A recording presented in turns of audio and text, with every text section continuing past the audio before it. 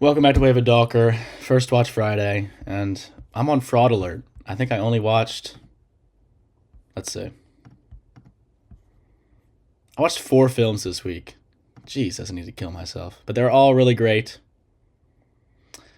So let's get into it. First up, Parasite by Mr. Bong Joon-ho.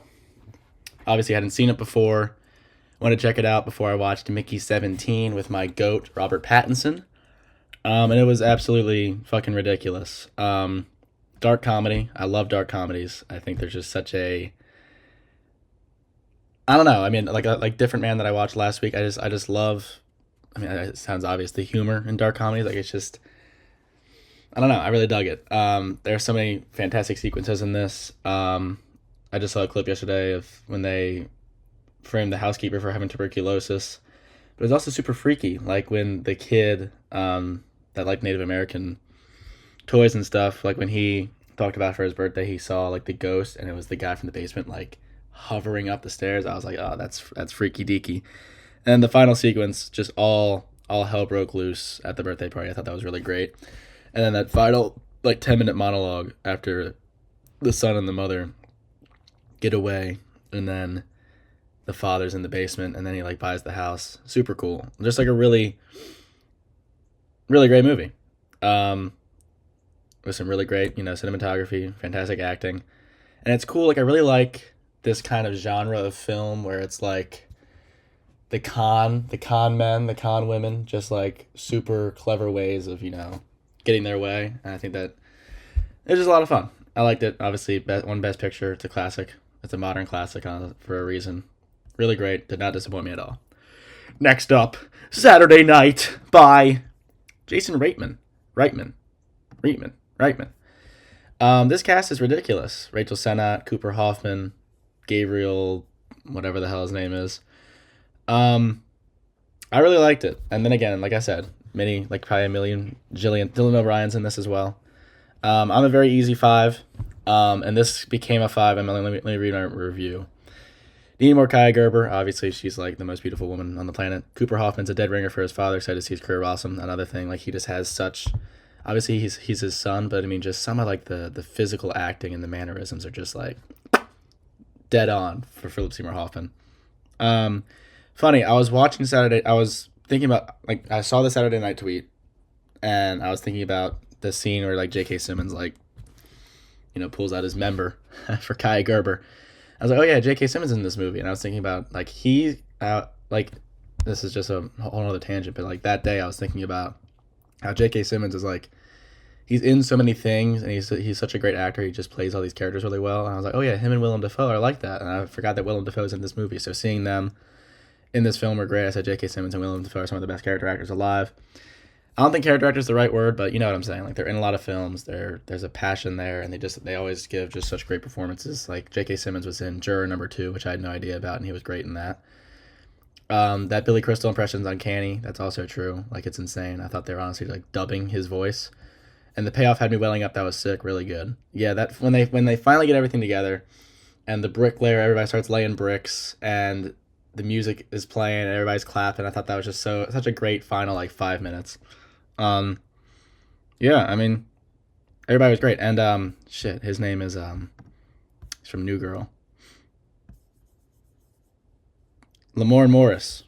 Yeah, I mean, just a really great cast, and it's cool that like a lot of these guys, like similar to SNL, they're like these young and up and coming actors, and like this is gonna be like their first of many films. Like Cooper Hoffman has been in this, and like Licorice Pizza, Rachel Sennott. I mean, she's kind of well known, but I mean like Shiva Baby, Bottoms, the fucking horror movie with the phone. I don't even know.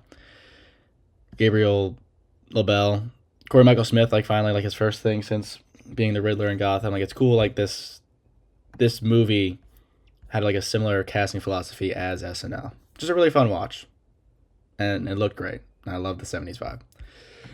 Next up, Inherent Vice by Paul Thomas Anderson. Josh Brolin as Detective Bigfoot is like one of the funniest. Like he's playing the straight man, but he's also just insane.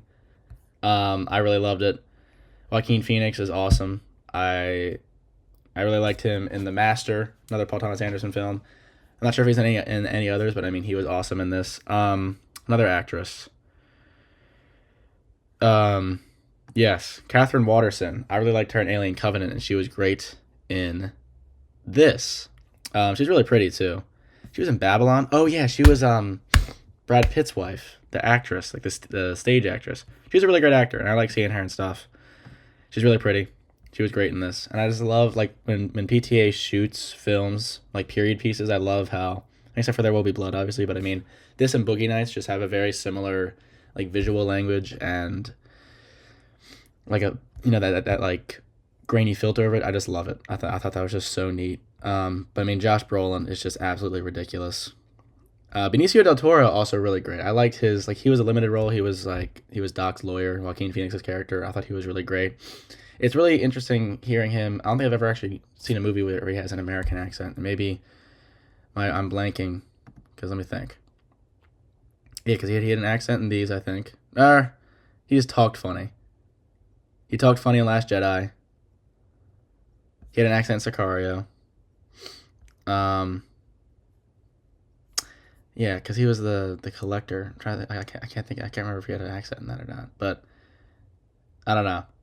But I mean, and because he's Puerto Rican. But I feel like I don't know. He was great. A lot of great performances in this movie. It's a PTA film. He's like one of my favorite directors ever. I liked it. I mean, honestly, this might be what's my favorite PTA film? Shoot. I've seen There Will Be Blood, Phantom Thread, Magnolia, Inherent Vice, Master, Boogie Nights. What's my favorite?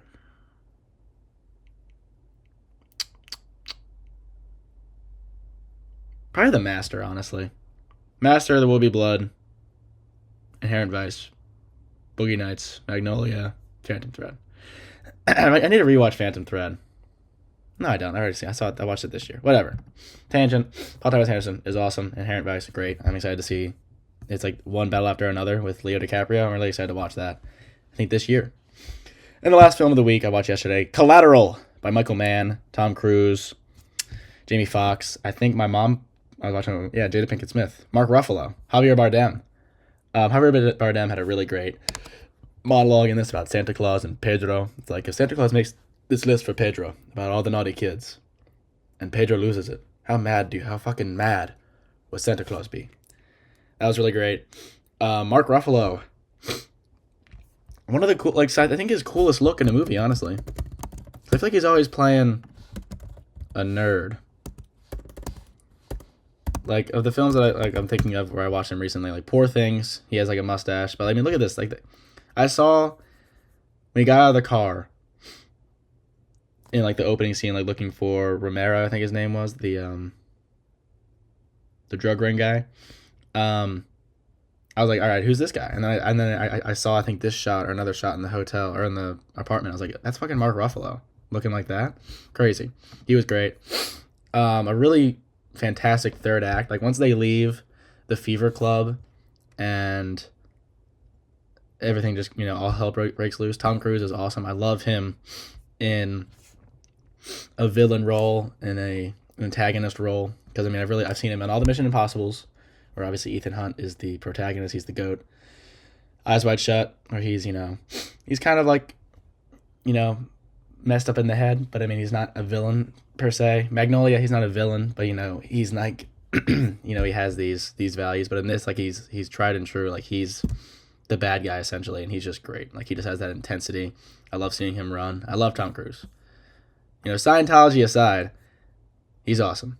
One of my favorite actors. He just gives it his all. I need to rewatch Eyes Wide Shut because I just love that movie a lot. But yeah, that's all the movies I watched this week. Let me know what movies you watched this week. Leave a like on the video, leave a comment, and subscribe to the channel. This has been First Watch Friday, and I've been Wavid Dawker. I watched, I think, 35 movies in January. Pretty strong stuff. I want to watch 300 movies this year, and I will do it. Like the video. Peace out.